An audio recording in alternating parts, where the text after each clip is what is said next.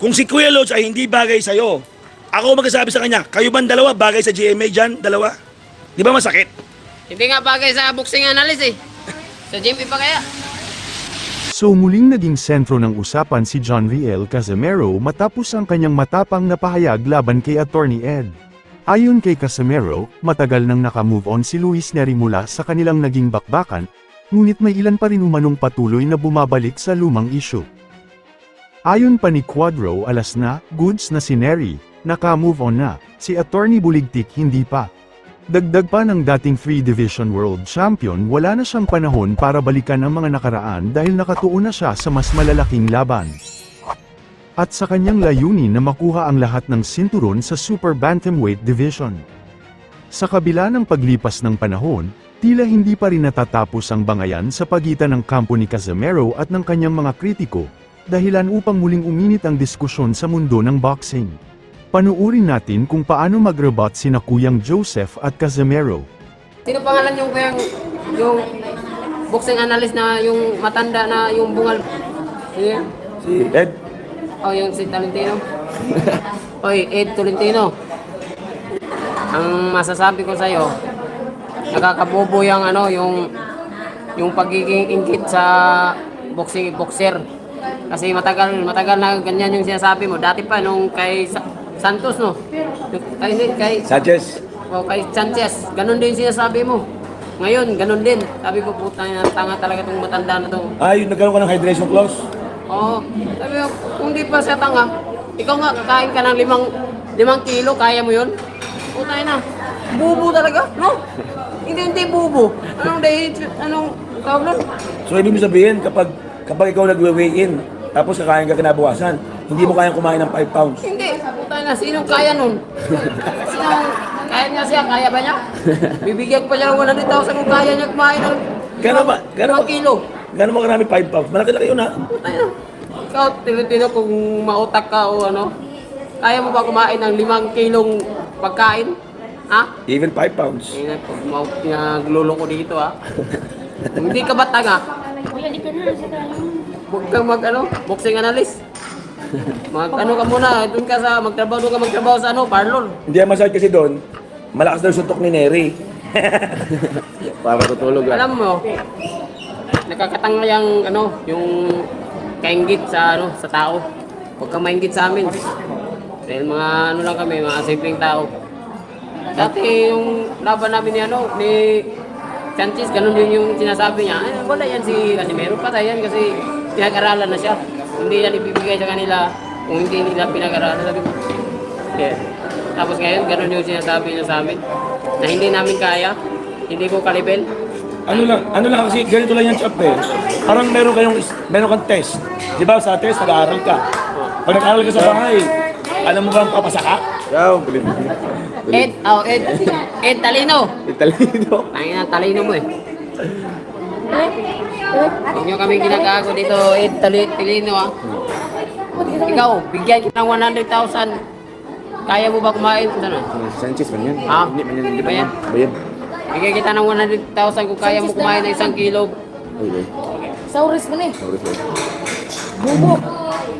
Kakain na 5 kilo, Cham. Ha? 5 kilo? 5 kilo? Ikaw, kaya mo yun? Ikaw tayo. Kahit balo sa amin, di kaya. Kaya nga eh.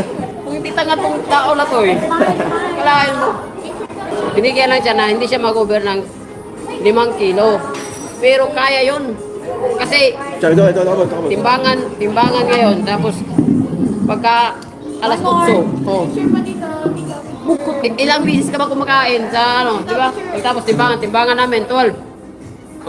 Hindi, ang ayoko kasi yung grupo tayo, tapos sasabihin niya na, ang ayoko, wala naman akong pakialam kung ano sabihin niya sa'yo eh.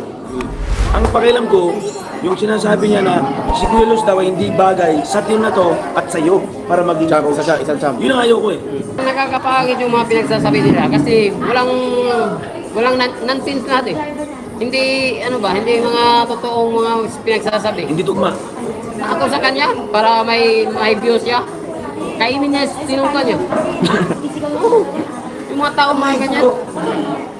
Walang mga Grabe to.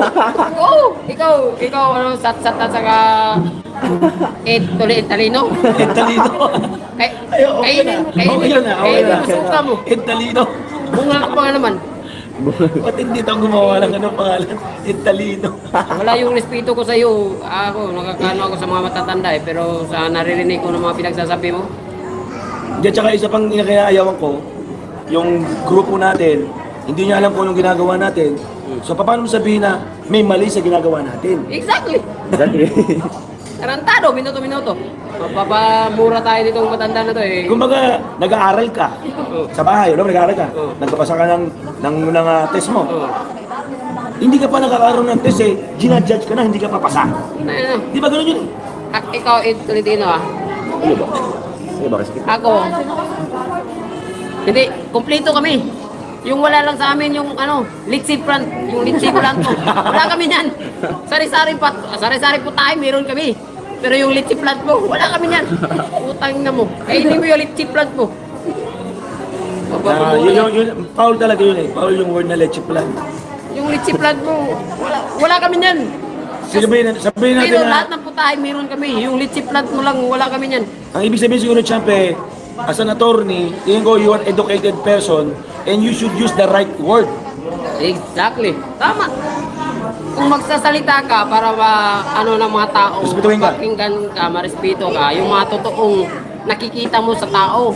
Yung wag mong sa kaingitan mo lang. Alam mo ba yung kaingitan ng tao nakakabubuyan? Hindi, tanong ko muna sa'yo. Ano bang galit niya sa'yo? Muna. Inggit. Yun lang. O nagpapansin para maano sa social media. O ngayon, pinapansin kita. Ha? Talino ka?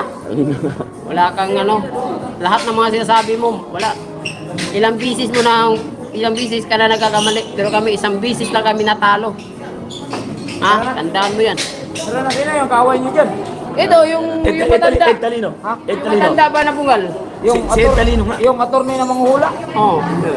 Sabi ko nga, para may views ka, kainin niya, sinuka niya. Restaurant tayo. Ako businessman. Ito lisensyado. Ito professional boxer. Kayo professional dyan. Tapos barata tayo na baratan. Ang pangit eh. Dapat tayo, ikaw, ako, lahat tayo, magkaisa at tayo mismo magturo sa mga tao at maging tinatawag na ano. Ang tinatawag na ano? Sabihan mo, Model. ang boxer nila, tanungin nila bakit hindi gumagalaw, hindi si tata tanungin nila nga bakit hindi pinagalaw. Ba't di gumagalaw? Ang tanungin nyo, bakit hindi gumagalaw? Unfair, napaka-unfair ng ginagawa nyo sa Team Casimero, especially sa magkapatid. Actually, especially kay Jason.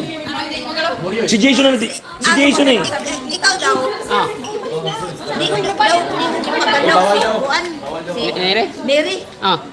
Bakit daw ikaw naglaro ka, dapat pinagalaw mo na lang mo si Mary. Sabi Saan mo gumagalaw?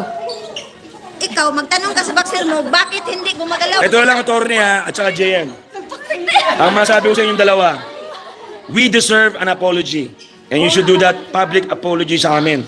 If you don't do that, you are nothing. And you are not educated, nor a professional. You should know your wrongdoings. Kami alam namin kung ano mali namin. Pero kayo, sa sobrang kapal nyo, ayaw nyo aminin kamalian nyo. Para kayong TTFY. Para kayong butike at tae. Tandaan nyo yan. It's very unfair. Pero despite sa nangyari, Na ano daw kasi hindi pa daw nakagalaw si Neri kaya na bagsak agad. Hindi ka pala sira ulo eh, boxing yan. Dapat blind seat yung kalaban mo. Ang boxer niyo, tanungan niyo kung bakit hindi siya gumagalaw. Di kasi tata ang may...